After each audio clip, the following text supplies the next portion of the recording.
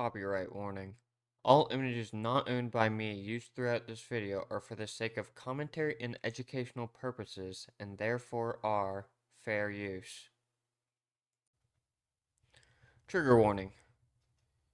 Topics of violence, sexual assault, mental health, and suicide are talked about throughout this video. Now is your final warning. Spoiler warning. Major spoilers for Watchmen 2009 and the graphic novel Watchmen are included throughout this video. Chapter 1. Who watches? Who supervises those in power? Or as the movie Watchmen states, who watches the Watchmen has become a very important question we must ask in 2025. Or more importantly, what are the problems within supervisions of power that might pop up? It is in this very movie that we get some answers. Here are your final warnings. If you haven't watched the film or read the graphic novel, please do so. I'm likely not going to do them justice while I attempt to answer this question. I'm also likely to miss some things or not go over some details, as I am not planning to make a super long video essay on Watchmen. I just plan on stating my ideas. Chapter 2. Supervised. When viewed in the film, there are two categories: those who are under supervision and those who are unsupervised. I'm categorizing the old guard of heroes along with the comedian and Silk Spectre as supervised. The old guard of heroes, also known as the Minutemen, were barely seen in the film, although they were supervised among themselves as well as by the general public. This was not without issues, though. Using the film and graphic novel, we can see many of these heroes are sponsored, sanctioned, or just plain old vigilantes. These heroes, however, in dressing up, encouraged opposers to do the very same. And masked heroes don't have to stick to non-violent options, and thus, the violent option is something they used heavily on these opposers. That's not what I would call the most problematic part, though. The worst problems were the internal affairs brought upon by unchecked power. This eventually led to an attempted sexual assault by the comedian, but he also has some more issues that I will bring up very soon. These issues, presented by the original team of the Minutemen, were pretty glaring. They were the only ones who could do anything about each other's behaviors other than the government. Now I will take you to the team of Watchmen who brought along the comedian from the Minutemen and somehow made him more problematic. First, he is revealed as the killer of JFK. Second, we see him get very violent against protesters. And third, he is involved in conquering Vietnam. You may be thinking, then, how is he not a villain? Well, we see throughout the film that he has seen the dark underbelly and decides to become a mockery of it. This brings up questions about who we should place in power. Now we get to Silk Spectre. Unlike most other heroes, she was forced into her role by her mother, but she's also one of the least problematic. Whether this is a result of the Keene Act that illegalized heroes in the Watchmen universe, or whether it's a testament to her morality, we can only assume, though it does seem that she is an upstanding citizen throughout the film. I think it is in her character, though, that we must realize that throughout supervised power, there's good and bad, and we can't let the bad speak for the good. Chapter 3. Unsupervised. While rare in the movie and graphic novel, we do get at least one good example of unsupervised power in the character Rorschach. While supervised in the group of Watchmen before the Keene Act gets passed, he becomes an unsupervised vigilante after said act. Even at first glance, we can see that mental health is going to play a key role in his character, as he wears a Rorschach test, or ink blot test, as some would call it, on his face. He has become the vigilante he is due to a lack of proper mental health resources to deal with the crime he has seen, or at least that's my interpretation. He's very similar to the comedian, changed by the evils he has seen in the world.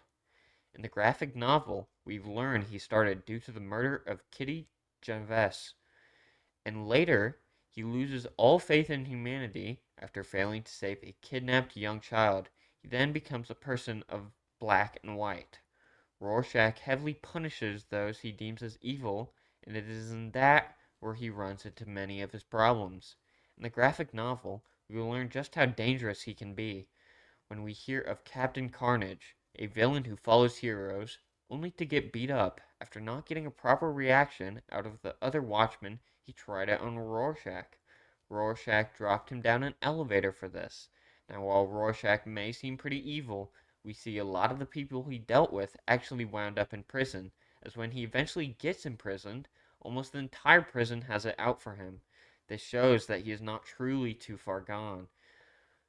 Through his character, we can see a broken man that now sees the world as a bad place. But he also believes that it is up to him to make that change and change the world for better. If given proper mental health resources like therapy, he might have been given a different outlook and been able to do much more. But there lies the problem one might face with unsupervised power. There are no checks and balances to fend off the problematic behaviors, as no one is properly criticizing you.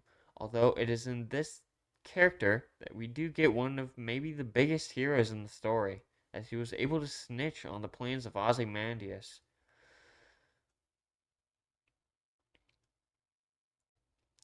Chapter 4: Faux Supervision. Wait, I thought you said there were only two categories. Well, unlike Rorschach, I don't see the world in black and white. Neither should you. Anyway, who is under faux supervision in Watchmen, you might be asking. Well, under the rules set upon in my section on supervised heroes, Ozymandias and Dr. Manhattan might fall under the supervised category, but I think they shouldn't.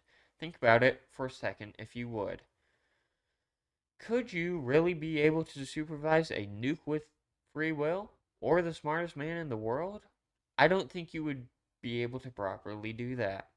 Dr. Manhattan is the greatest example, as he has the power to literally end wars and create life, but he is also under the control of human emotion and the United States government until Ozymandias manipulates him. Dr. Manhattan firmly holds on to his humanity even though he has godlike powers, until humanity rejects him, and then he just leaves, which is where Ozymandias comes into play. Now, the smartest man in the world is watched over by the public, but he isn't supervised to any extent. It is through his faux supervision that he gets away with killing millions because he thinks it's best for the world. Now, with both these characters, there is an innate ability to wreak havoc, but they both see themselves as above humanity by the end. It is with this I find the final issue with power, and that is ego. While they both are technically above, they both use that in vastly different ways. Dr. Manhattan gives up on humanity, and Ozymandias believes a sacrifice must be made. Chapter 5: Final Statements. How does this all fit into our current world? Well, ego, unchecked power, and mental health can all play a part in the corruption of power. It is up to the citizens of the world to help foster change within those with power and hold those with said power accountable. Now, I may have formatted this a little odd, but I believe corruption of power in any form can happen to all levels of supervised power, whether supervised, unsupervised, or faux supervised. I just used each character to make a point. I think Watchmen shows us the missteps that might be possible under different supervisions of power, and I hope you can learn from these to help understand more about power. Thank you for watching, and I hope this at least made you think. If you have any criticisms, please leave a comment, as I would love to Well, not debate, but I would love to hear your ideas. And if you think I missed out on anything, you can also leave a comment about that. Anyway, thank you guys for watching. Goodbye.